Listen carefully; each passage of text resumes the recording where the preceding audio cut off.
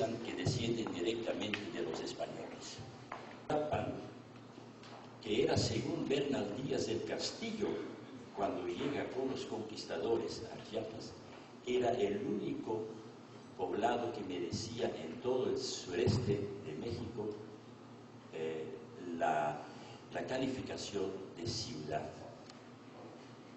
pero que después de la conquista va a transformarse en un pueblo de indios como todos los demás pueblos de indios de la región. Entonces tenemos 4 poblados donde vive una pequeña minoría de mestizos y castizos, algunos españoles, y una mayoría de indígenas.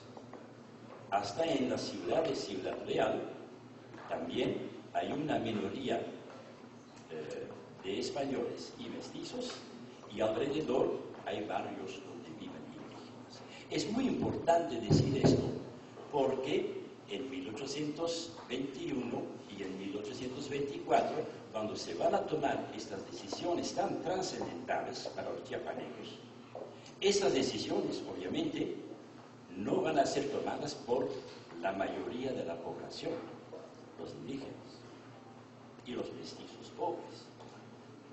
Como en el resto de México, estas decisiones tan importantes fueron tomadas por una muy pequeña, reducida élite de terratenientes, de burócratas, de comerciantes, y no podemos olvidar el grupo más poderoso en aquel entonces, que era,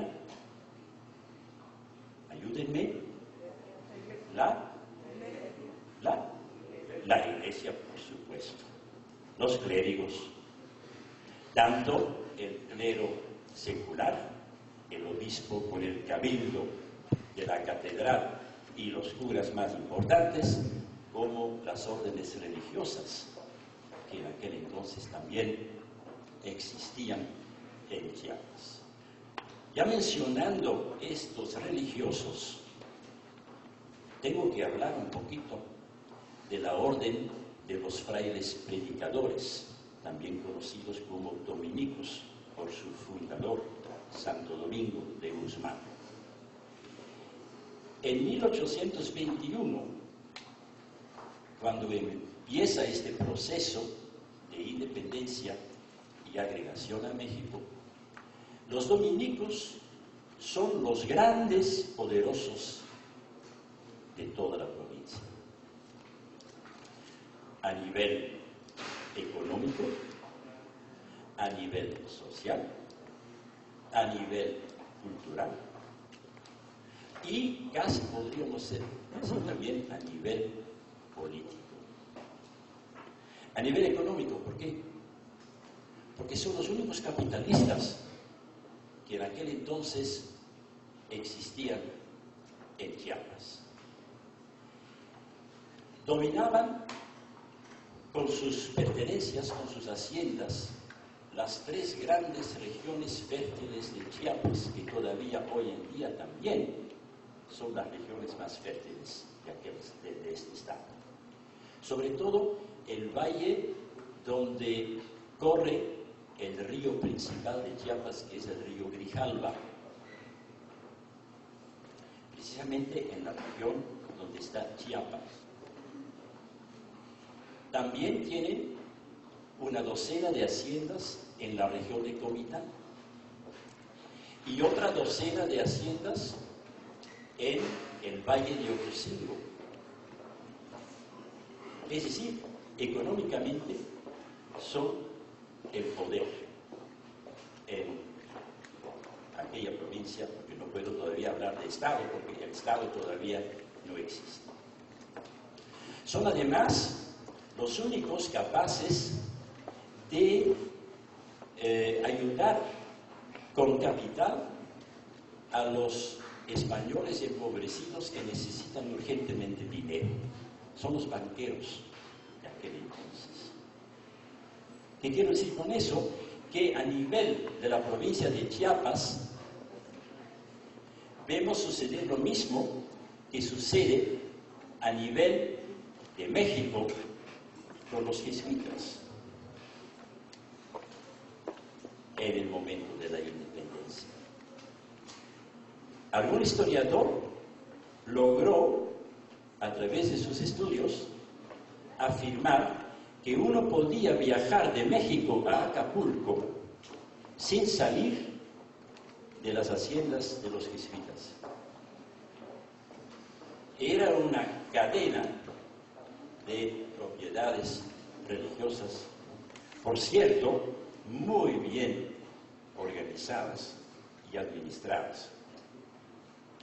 Entonces, tenemos como poderosos, como esta élite chiapaneca, comerciantes, burócratas, terratenientes y clérigos.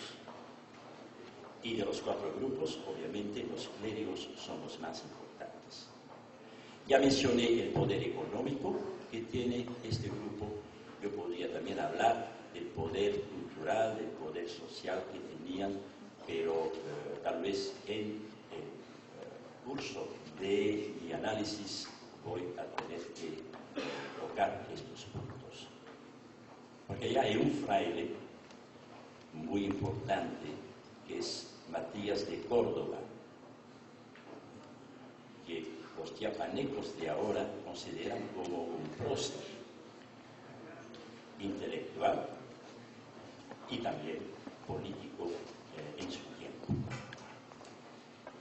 Yo llamo entonces esta contienda entre estos cuatro poblados en este proceso, que es primero la declaración de independencia, después la declaración de autonomía y finalmente la declaración de agregación a la República Mexicana, cuarteto para piano y cuerdas.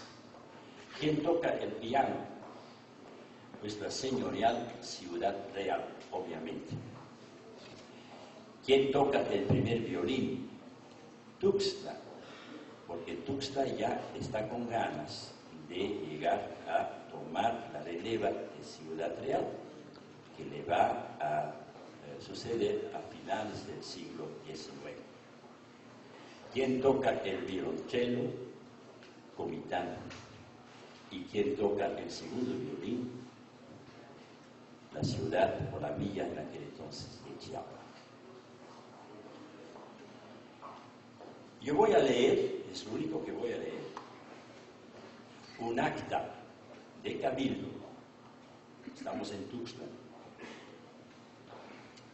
Y está tocando entonces, ¿qué había dicho? Tuxtla toca el primer violín. Está tocando el primer violín y el tema es el sentimiento chiapaneco, pero tocado por este violín a su manera. Es un acta de cabildo que por fortuna fue publicado varias veces y en un momento dado por un político y historiador muy importante del siglo XIX, que fue Matías Romero. ¿Les dice algo el nombre de Matías Romero? El vecino. Matías Romero, que escribió un libro como de 1000 y pico de páginas, que se llama Bosquejo Histórico de la Agregación a México de Chiapas y Soconusco y de las negociaciones sobre límites entabladas por México con Centroamérica y Guatemala. Y este libro se publicó en 1877. Estamos en la última parte del siglo XIX. Matías Romero es un político mexicano muy importante de su tiempo, muy interesado en el sur de México. ¿Por qué? Porque tiene allá unas fincas cafetaleras.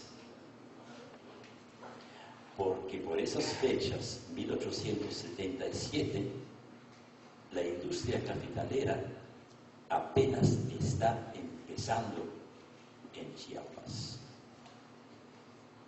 Muy muchos finqueros